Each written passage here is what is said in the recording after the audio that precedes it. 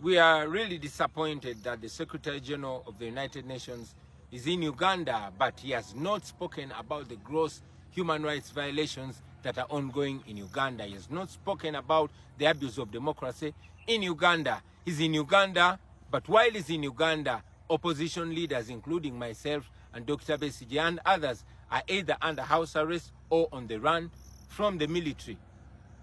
Intent. I'm gravely concerned about Bobby, opposition activists and British citizens in Uganda. What can we do to safeguard those people and ensure that we don't see violence and bloodshed on the streets of Uganda? Deputy Prime.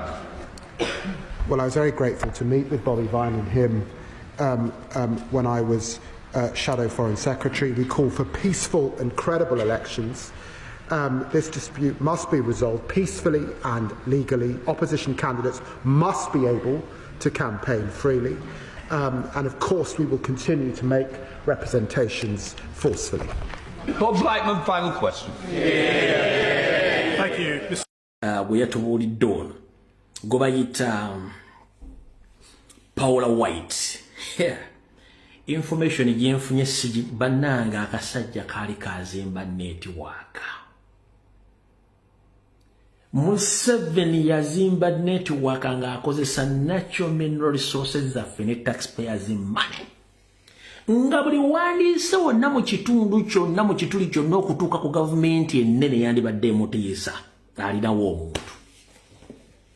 Omusajja otaba kujja jjo kwogera gwe bayita Paula White tuba tetusobola kufuna access ku President Trump. Wabula bwe namazi omwami bamaze okexposinga Paula White yakoze post information yamutuuseko olunaku lwajjo era abaana bamulumbye ku Twitter.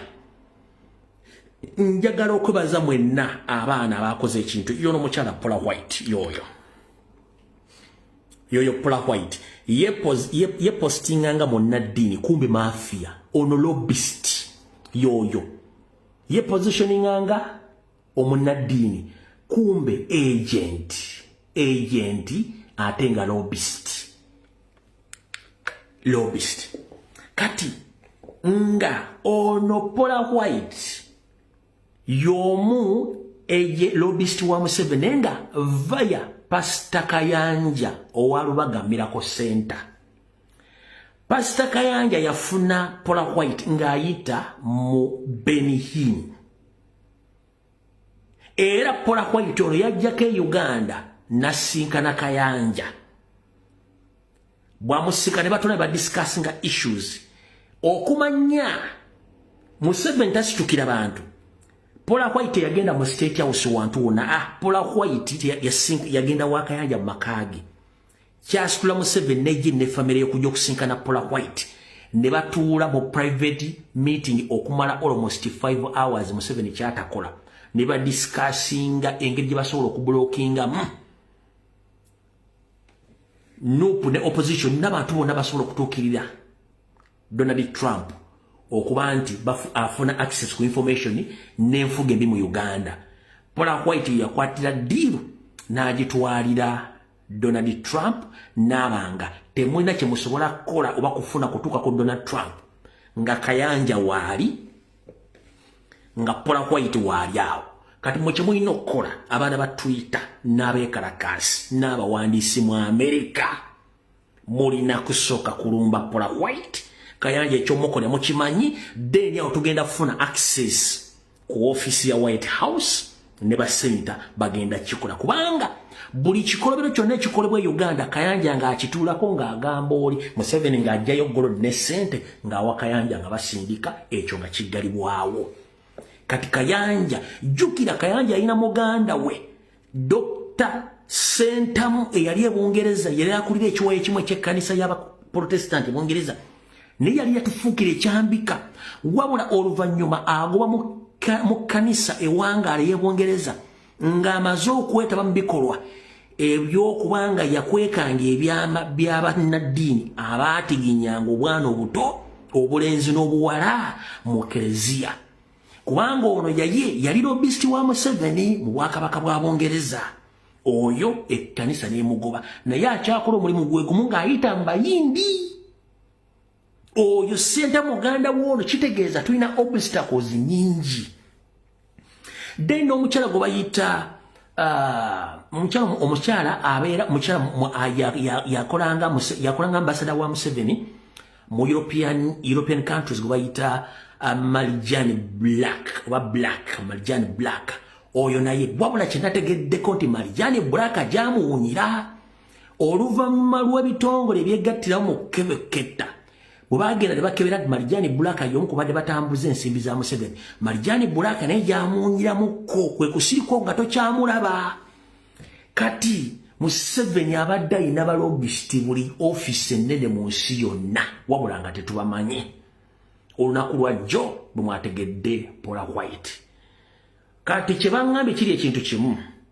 The moment mustokinga Twitter account ya Paula White nabagenda okwekalakasa ne bajja ebifaananyi ebigatta ku by'abantu abattibwa mu Uganda.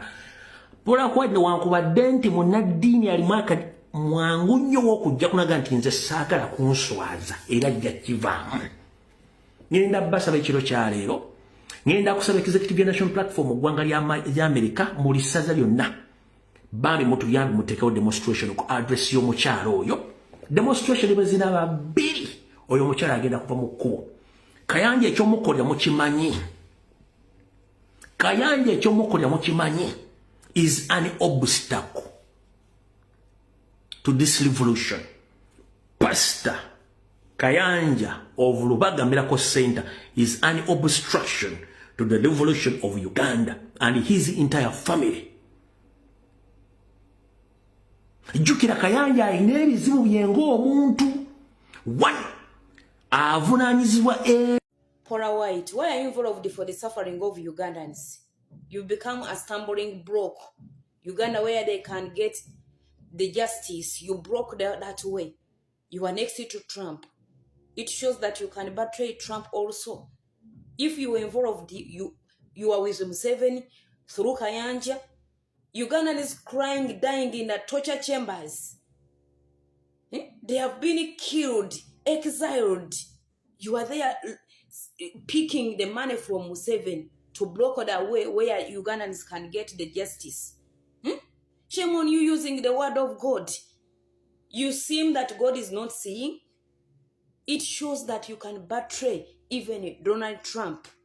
If you are involved for the suffering of Ugandans, you meet Museveni as if Museveni is holy where you meet to preach which word?